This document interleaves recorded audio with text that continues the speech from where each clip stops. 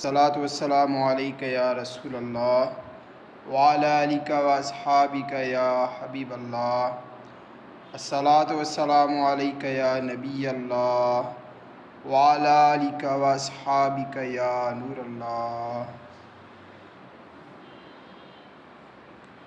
नवैतु सुन्नतल एतिकाफ़। फरमान मुस्तफ़ा सल्लल्लाहु ताला अलैहि वालैहि वसल्लम क़यामत जे ॾींहुं अल्लाह पाक जे अर्श खां सवाइ को सायो न हूंदो, का छांव न हूंदी। टे शख़्स अल्लाह पाक जे अर्श जे साए में हूंदा। पहिरियों उहो शख़्स जेको मुंहिंजे उम्मतीअ जी परेशानी दूर करे, ॿियो मुंहिंजी सुन्नत खे ज़िंदा करण वारो, ऐं टियों मूं ते कसरत सां दुरूद शरीफ़ पढ़ण वारो। सल्लू अलल हबीब सल्लल्लाहु ताला अला मुहम्मद सल्लल्लाहु ताला अलैहि वालिहि वसल्लम। सहाबी रसूल हज़रत अनस बिन मालिक रज़ी अल्लाह ताला अन्हु खां रिवायत आहे, हिकु भेरे प्यारे आका सल्लल्लाहु अलैहि वालिहि वसल्लम कंहिं रस्ते खां गुज़रिया। असां बि साण हुयासीं। रस्ते में हिकु हंधि पाण सॻोरनि सल्लल्लाहु अलैहि वालिहि वसल्लम हिकु बुलंद इमारत ॾांहुं ॾिठो, हिकिड़ी वॾी बिल्डिंग ॾांहुं ॾिठो। पाण सॻोरनि सल्लल्लाहु अलैहि वालिहि वसल्लम पुछियो, हीअ छा आहे? सहाबा किराम अलैहिम रिदवान अर्ज़ु कयो, हीअ फ़लाणे सहाबी ठहिराई आहे, आबिदो ज़ाहिद नबी रसूल हाशिमी सल्लल्लाहु अलैहि वालिहि वसल्लम खे इहा ॻाल्हि कान वणी, नागवार गुज़री। पर पाण सॻोरनि सल्लल्लाहु अलैहि वालिहि वसल्लम उनजो इज़हार न फ़रमायो। बाद में जॾहिं उहो सहाबी सॻोरो बारगाह रिसालत में हाज़िर थियो, सलाम अर्ज़ु कयईं त प्यारे आका सल्लल्लाहु अलैहि वालिहि वसल्लम उन खां मुंहुं फेरे छॾियो। उन ॿीहर सलाम अर्ज़ु कयो, पाण सॻोरनि वरी मुंहुं मुबारक फेराए छॾियो। कुझु भेरा ईअं ई थियो। उहो सहाबी परेशान थी वियो। सहाबा किराम अलैहिम रिदवान खां पुछऊं त आख़िर हुज़ूर सल्लल्लाहु अलैहि वालिहि वसल्लम जी मूंखां नाराज़गी जो सबबु छा आहे? सहाबा किराम अलैहिम रिदवान सॼो मामिलो ॿुधायो त रसूलुल्लाह सल्लल्लाहु अलैहि वालिहि वसल्लम तव्हां जे घर जे भरिसां लंघिया हुया। तव्हांजी बिल्डिंग इमारत जेका डिघी तव्हां वॾी ठहिराई आहे, उहा ॾिठऊं। शायदि नाराज़गी जो सबबु उहो ई थी सघे थो। सिर्फ़ु एतिरो ॿुधणो हुयो। उहो सहाबी रज़ी अल्लाह ताला अन्हु फ़ौरन घर वियो ऐं उन पंहिंजी ऊची इमारत किराए बिल्कुलु पट करे छॾियईं। यानी सिर्फ़ु मथां ई मंज़िलूं किराए जॻह खे हेठि न कयो, बल्कि जॻह पूरी पूरी किराए छॾी। पोइ हिकु ॾींहुं प्यारे आका सल्लल्लाहु अलैहि वसल्लम जो उतां खां गुज़र थियो। खेसि उहा इमारत नज़र न आई। फरमायूं, उहा इमारत केॾांहुं वई? अर्ज़ु कयो वियो, उन सहाबी अव्हां जी नाराज़गीअ जे डपु खां इमारत ड्राहे पट करे छॾी।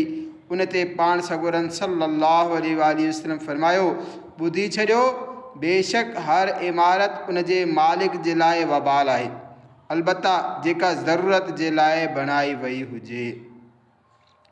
मशहूर मुफ़सिर क़ुरान हकीमुल उम्मत मुफ्ती अहमद यार ख़ान नईमी रहमतुल्लाह ताला अलैह हिन हदीस पाक जे हवाले सां लिखनि था, हदीस शरीफ़ में लफ़्ज़ वबाल मां मुराद जेकर गुनाह आहे त मतिलबु इहो थींदो त हर उहा इमारत जेका बिना ज़रूरत सिर्फ़ु फ़ख़्र ऐं तकब्बुर जे लाइ बणाई वञे त उहो अमल नाजाइज़ आहे। फ़ख़्र ऐं तकब्बुर वारो हर कमु हराम आहे। ऐं जेकॾहिं हिते लफ़्ज़ वबाल मां मुराद आख़िरत जो बोझ आहे त हर उहा इमारत उन में दाख़िल आहे जेका बिना ज़रूरत जे ठाही वई हुजे। मतिलबु त दुनियावी ज़रूरत मसलन रहण, कारोबार करण वग़ैरह जे लाइ इमारत ठाहिणु जाइज़ आहे, ऐं दीनी ज़रूरत मसलन मस्जिद मदरसे जे लाइ इमारत ठाहिणु सवाब जो कमु आहे। उन खां अलावा जेका इमारत महज़ नुमाइश जे लाइ, फ़ख़्र ऐं गुरूर जे लाइ बणाई वञे, उहा बणाइण वारे जे लाइ क़यामत जे ॾींहुं वबाल थींदी। प्यारा इस्लामी भाइरो, हदीस पाक जी रोशनी में सहाबा किराम अलैहिम रिदवान जे इश्क़ जो अंदाज़ ॾिसो। प्यारे आका मक्की मदनी मुस्तफ़ा सल्लल्लाहु अलैहि वसल्लम ऊची इमारत ॾिठी, उनखे पसंदि न फ़रमायो।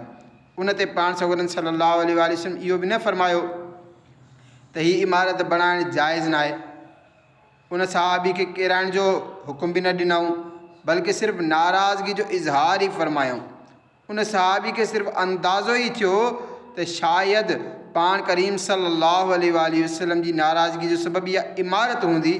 बसि उन करे त उहा इमारत मुंहिंजे ऐं मुंहिंजे महबूब सल्लल्लाहु अलैहि वसल्लम जे विच में ओट बणिजी वई आहे, तंहिं करे सॼी इमारत ई ड्राहे पट करे छॾियऊं।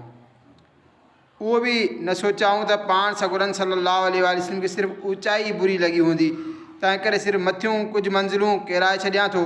न बल्कि जेका शइ महबूब जी नाराज़गी जो सबबु बणिजी रही हुई उन खे पाड़ा ख़तमु करे छॾियो। सॼे जो सॼी इमारत खे किराए छॾियऊं।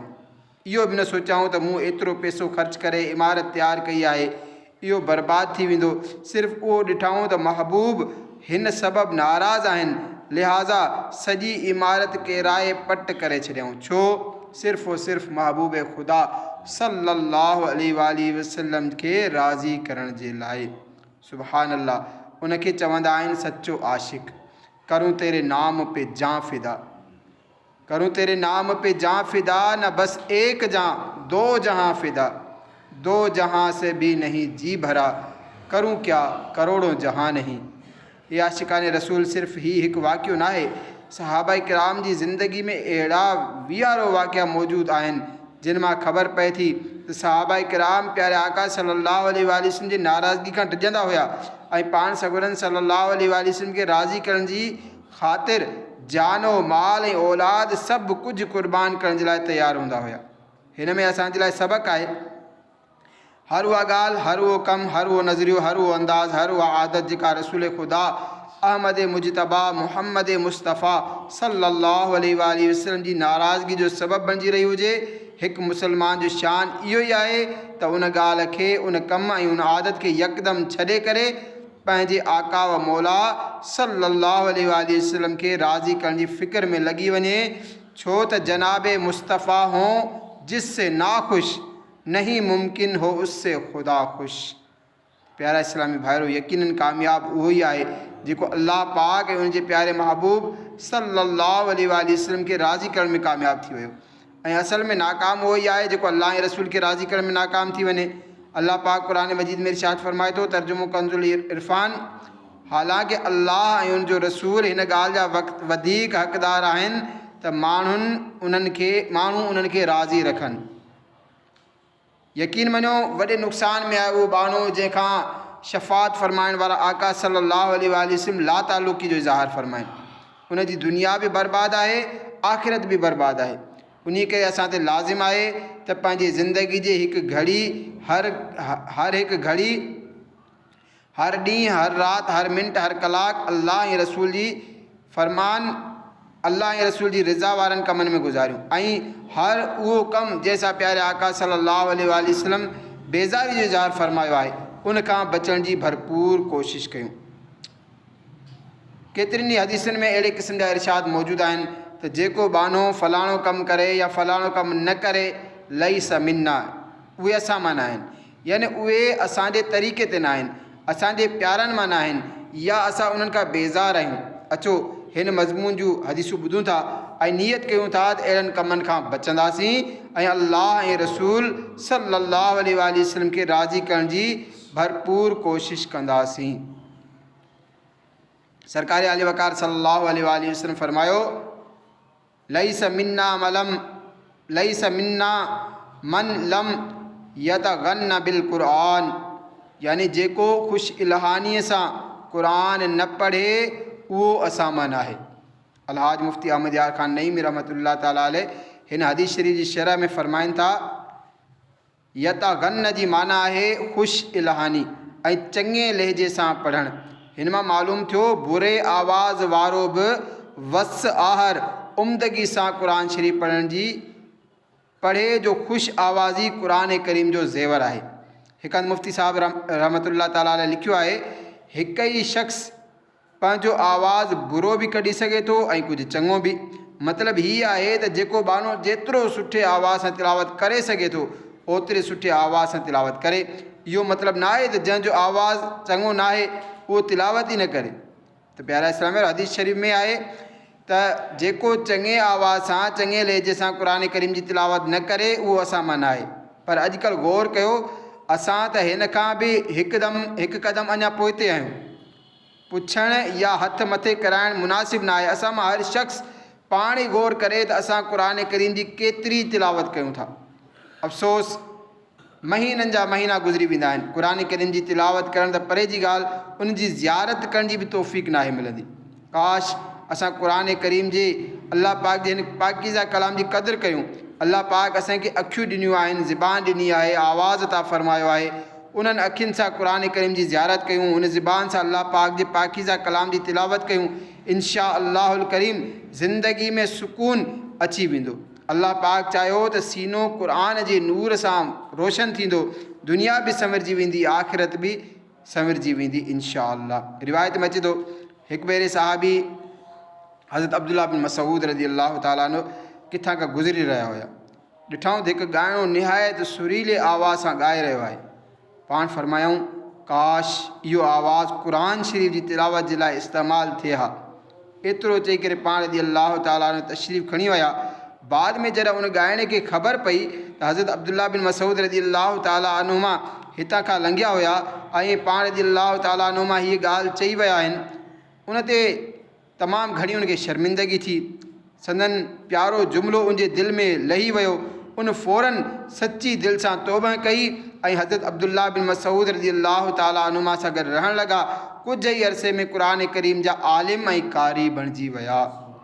यही है आरज़ू तालीम कुरान आम हो जाए, तिलावत करना मेरा काम सुबह शाम हो जाए। अल्लाह पाक असांखे बि क़ुरान करीम जी तिलावत जी तौफ़ीक़ नसीब फ़रमाए। असां तिलावत क़ुरान कयूं, चङी आवाज़ सां कयूं। अल्लाह पाक जहिड़ो आवाज़ ॾिनो आहे सो ॾिनो आहे, जेतिरो असां खां मुमकिन थी सघे चङे लहजे में तिलावत कयूं। बाक़ी इहो यादि रहे त चङे लहजे में पढ़णु उन वक़्तु चवराईंदो जॾहिं त तजवीद जे क़वाइद जो लिहाज़ रखियो वञे। सुठो पढ़ण जी कोशिश में तजवीद जे क़ाइदनि जो लिहाज़ न रखणु दुरुस्त नाहे। सल्लू अलल हबीब सल्लल्लाहु ताला अला मुहम्मद सल्लल्लाहु अलैहि वसल्लम। रसूल अकरम सल्लल्लाहु अलैहि वसल्लम ॿी जगह ते इरशाद फरमायो फ़मन रग़िब अन सुन्नती फ़लैस मिन्नी, यानी जंहिं मुंहिंजी सुन्नत खां बेरग़बती कई उहो मूं मां न आहे। आलिम सगुरा हिन हदीस पाक जी शरह में फ़रमाइनि था, मतिलबु इहो आहे त जेको बानो कंहिं सुन्नत खे बुरो ॼाणे उहो इस्लाम खां ख़ारिज आहे, ऐं जेको बिला उज़ुर सुन्नत छॾण जो आदि हुजे उहो प्यारे आका सल्लल्लाहु अलैहि वसल्लम जे पसंदीदा ऐं परहेज़गार माण्हुनि मां नाहे। असांजे मुआशिरे जो हिकु कमज़ोर पहलू इहो बि आहे त असां वटि सुन्नतुनि खां तमामु घणी दूरी आहे। सुन्नतुनि ते अमल करण त बाद जी ॻाल्हि आहे, खोड़ माण्हुनि खे सुन्नतुनि जी मालूमात ई न हूंदी आहे। प्यारा आका मक्की मदनी मुस्तफ़ा सल्लल्लाहु अलैहि वसल्लम कीअं हलंदा हुया, वेहंदा कीअं हुया, खाधो खाइण जो अंदाज़ छा हुयो, आराम कीअं फ़रमाईंदा हुया, पाण सगोरनि जूं प्यारियूं प्यारियूं अदाऊं कहिड़ियूं हुयूं, हिन जी मालूमात ई नाहे हूंदी। हा, नओं फैशन कहिड़ो हली रहियो आहे इहो ज़रूरु मालूम हूंदो आहे। अॼुकल्ह मार्केट में मोबाइल जो नओं मॉडल कहिड़ो आयो आहे, कार जो कहिड़ो नओं मॉडल आयो आहे, अॼुकल्ह कपिड़नि में कहिड़ो नओं फैशन हली रहियो आहे, नई टेक्नोलॉजी कहिड़ी आई आहे, दुनिया जी हर कुंड कुर्छ जूं ख़बरूं सभु कुझु मालूम हूंदो आहे। पर अफ़सोस आमीना जे लाल रसूल बेमिसाल सल्लल्लाहु अलैहि वसल्लम जे सुन्नतुनि जी मालूमात घटि हूंदी आहे, ऐं जिन सुन्नतुनि जे बारे में ख़बर आहे बि त उन्हनि ते अमल बि नाहे थी सघंदो। मसलन ॾाढ़ी मुबारक खे ॾिसी वठो, कहिड़ो मुस्लमान आहे जंहिंखे ख़बर न आहे त ॾाढ़ी रखणु प्यारे आका सल्लल्लाहु अलैहि वसल्लम जी प्यारी सुन्नत आहे। पर को ॿियनि खां शर्माईंदो आहे, कंहिंखे नौकिरी जी फ़िक्र सताईंदी आहे, को कंहिं सबब सां त को कंहिं वजह सां सुन्नत अपनाइण खां महरूम थी वेंदो आहे। काश असांखे सुन्नतुनि सां मोहब्बत नसीब थी वञे। खुदा व मुस्तफ़ा नाराज़ होते हैं सुनो उनसे जो दाढ़ी को मुंडाते हैं या मुट्ठी से घटाते हैं। इमाम ज़हबी रहमतुल्लाह ताला अलैह लिखनि था, अल्लामा हिब्तुल्लाह तबरी रहमतुल्लाह ताला अलैह जो इंतिकाल थियो त हज़रत अली बिन हुसैन रहमतुल्लाह ताला अलैह खे ख्वाब में ॾिसी पुछियो, अल्लाह पाक सणस कहिड़ो मामलो फ़रमायो? जवाबु ॾिनई, अल्लाह पाक मुंहिंजी मग़फ़िरत फ़रमाए छॾी। अर्ज़ु कई कहिड़े सबबु? फ़रमायूं सुन्नत ते अमल करण जे सबबु। सुभान अल्लाह। ॾिठो तव्हां, सुन्नत ते अमल करणु मग़फ़िरत जो ज़रियो बणिजी वियो। यकीनन उहो शख़्स कामयाबु कामरान आहे जेको फ़राइज़ व वाजिबात जी अदायगी सां गॾोगॾु रसूल ज़ीशान मक्की मदनी सुल्तान सल्लल्लाहु अलैहि वसल्लम जे सुन्नतुनि खे पंहिंजे मामूल जो हिस्सो बणाए थो। अल्लाह तबारक व तआला खां दुआ आहे असांखे हुज़ूर अलैहिस्सलातु